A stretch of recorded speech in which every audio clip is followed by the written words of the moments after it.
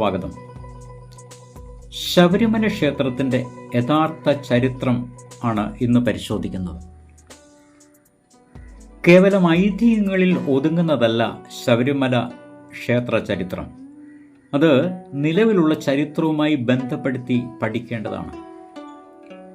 പുരാവസ്തു വകുപ്പിന്റെ പഠനങ്ങൾ അനുസരിച്ച് ശബരിമല ക്ഷേത്രത്തിന് ഏകദേശം 2500 വർഷത്തെ പഴക്കമുണ്ട്. ഇത് ആദിവാസികളുടെ ആരാധനാ കേന്ദ്രമായിരുന്നു. AD 600 വരെ ശബരിമല ക്ഷേത്രം പൂർണ്ണമായും ആദിവാസികളുടെ അധീനതയിൽ ആയിരുന്നു എന്ന് നിലവിലുള്ള പഠനങ്ങൾ തെളിയിക്കുന്നു.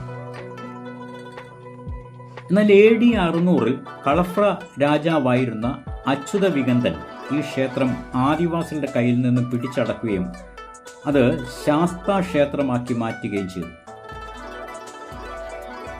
എന്നാൽ കളഫ്ര രാജാക്കന്മാരുടെ ചരിത്രം പഠിച്ചാൽ ഇവർ ബ്രാഹ്മണ മതത്തിന് എതിരായിരുന്നു എന്ന് കണ്ടെത്തുവാൻ കഴിയും. AD 3-ാം നൂറ്റാണ്ട് മുതൽ 6-ാം നൂറ്റാണ്ട് വരെ തമിഴകം മുഴുവനായി ഭരിച്ചിരുന്ന തെക്കേ ഇന്ത്യൻ രാജവംശമാണ് കളഫർ. ഇതിൽ 5-ാം നൂറ്റാണ്ടിനും 6-ാം നൂറ്റാണ്ടിനും ഇടയിൽ ഭരിച്ചിരുന്ന രാജാവായിരുന്നു അച്യുത വികന്ദൻ. കളഫർ പാണ്ഡ്യ, ചോള, ചേര രാജാക്കന്മാരെ നിഷ്കാസിതരാക്കിയാണ് ഭരണം നടത്തിയിരുന്നത്. കളഫ്രരുടെ കാലത്താണ് തമിഴകത്ത് ജൈനമതത്തിന്റെ പിറവിയും വളർച്ചയും സംഭവിക്കുന്നത്. ചരിത്രകാരന്മാരുടെ അഭിപ്രായത്തിൽ കളഫ്രർ ജൈനമതക്കാരോ ബുദ്ധമതക്കാരോ ആയിരുന്നു എന്നാണ് പറയുന്നത്.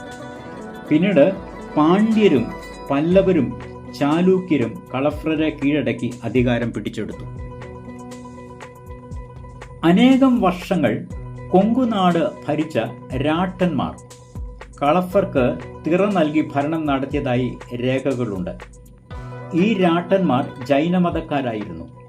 ഇന്നത്തെ വടക്കു പടിഞ്ഞാറൻ തമിഴ്നാടിന്റെ ഭാഗങ്ങളും തെക്കു കിഴക്കൻ കർണാടകയുടെ ഭാഗങ്ങളും വടക്കു കിഴക്കൻ കേരളവും ഉൾപ്പെടുന്ന പഴയ തമിഴകത്തിലെ ചേര രാജാക്കന്മാരുടെ ഭരണപ്രദേശമാണ് കൊങ്കുനാട്.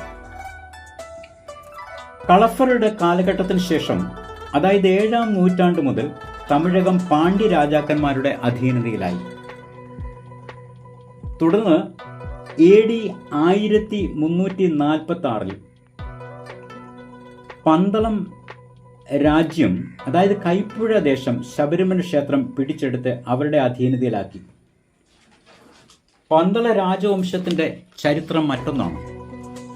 അത് പാണ്ഡ്യ രാജാക്കന്മാരുമായി ബന്ധപ്പെട്ട് കിടക്കുന്നു. AD 1268 മുതൽ AD 1308 വരെ പാണ്ഡ്യ രാജ്യം ഭരിച്ചിരുന്ന മാരവർമ്മൻ കുലശേഖരൻ പാണ്ഡ്യൻ മരിച്ചപ്പോൾ അടുത്ത അവകാശികൾക്ക് വേണ്ടി തർക്കമുണ്ടായി. മാരവർമ്മന് സുന്ദരപാണ്ഡ്യൻ എന്നൊരു മകനും മറ്റൊരു ബന്ധത്തിൽ വീരപാണ്ഡ്യൻ എന്നൊരു മകനും ഉണ്ടായിരുന്നു. ഇവർ തമ്മിലുള്ള യുദ്ധത്തിൽ തോൽക്കുമെന്ന് മനസ്സിലാക്കിയ സുന്ദരപാണ്ഡ്യൻ അന്നത്തെ ഡൽഹി സുൽത്താനായിരുന്ന അലാവുദ്ദീൻ ഖിൽജിയുടെ സഹായം അഭ്യർത്ഥിച്ചു. AD 1296 മുതൽ 1316 വരെ ഉള്ള കാലഘട്ടമാണ് അലാവുദ്ദീൻ ഖിൽജിയുടെ ഭരണകാലം. തുടർന്ന് മാലിക് ഗഫൂർ എന്ന പട്ടാള തലവന്റെ നേതൃത്വത്തിൽ ഒരു വലിയ സൈന്യത്തെ അലാവുദ്ദീൻ ഖിൽജി തമിഴ്നാട്ടിലേക്ക് അയച്ചു. ആ സൈന്യം തമിഴകത്ത് വലിയ ദുരന്തം വിതച്ചു. ഇതിനെ തുടർന്ന് പ്രാണരക്ഷാർത്ഥം പാണ്ഡ്യ രാജവംശത്തിൽപ്പെട്ട ചില കുടുംബങ്ങൾ ചെങ്കോട്ട, ആര്യങ്കാവ്, അച്ചൻകോവിൽ വഴി കോന്നിയിലെത്തി. ഇവരാണ് പിന്നീട് പന്തളം രാജവംശമായി മാറിയത്. ഇങ്ങനെയാണ് പിന്നീട് ശബരിമല ക്ഷേത്രം പന്തളത്തിന്റെ അധീനതയിൽ ആകുന്നത്.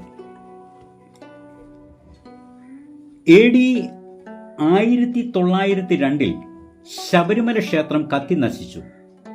അന്ന് ശബരിമല തിരുവിതാംകൂർ രാജവംശത്തിന്റെ അധീനതയിലായിരുന്നു. അന്ന് ക്ഷേത്രം പുതുക്കി പണിയുന്നതിന് തിരുവിതാംകൂർ രാജാവ് പോളച്ചിറ കൊച്ചുതൊമ്മൻ മുതലാളിയെ ഏൽപ്പിച്ചു.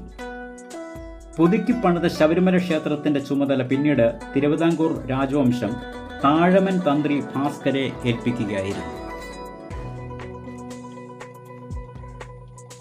1902 വരെ ആദിവാസികളായ മലയരയരുടെ അവകാശങ്ങൾ നിലനിന്നിരുന്നു. 1902 ശേഷമാണ് അവർക്ക് അവരുടെ അവകാശങ്ങൾ നഷ്ടപ്പെട്ടത്. വീണ്ടും 1950 ശബരിമല ക്ഷേത്രത്തിന് തീ കത്തി. ആ അഗ്നിയിൽ ശ്രീകോവിലും വിഗ്രഹവും കത്തി നശിച്ചു. തുടർന്ന് 1952 വീണ്ടും വിഗ്രഹവും ക്ഷേത്രവും പുതുക്കിപ്പണിത്.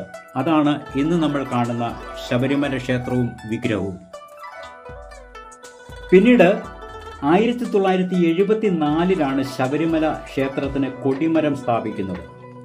തുടർന്ന് 1982 ഡിസംബർ 8 ക്ഷേത്ര കവാടത്തിന് മുമ്പിൽ തത്വമസി ബോർഡ് സ്ഥാപിക്കുന്നത്. ഇതാണ് ശബരിമല ക്ഷേത്രത്തിൻ്റെ ചരിത്രം. ഈ വീഡിയോ ഇഷ്ടപ്പെട്ടെങ്കിൽ സപ്പോർട്ട് ചെയ്യുക. വീണ്ടും ഒരു വീഡിയോയുമായി നിങ്ങളുടെ മുമ്പിൽ എത്തുന്നതുവരെ എല്ലാവർക്കും നന്ദി, നമസ്കാരം.